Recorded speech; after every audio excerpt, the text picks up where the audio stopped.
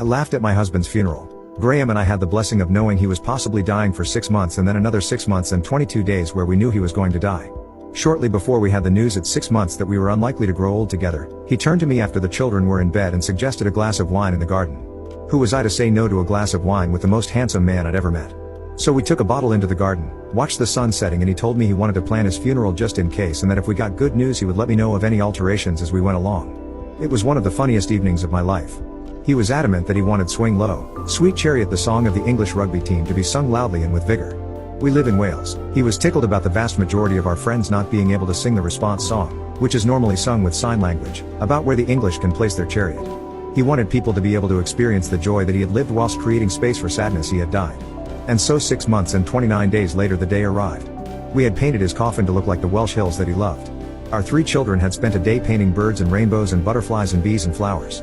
Each of his friends came over the night before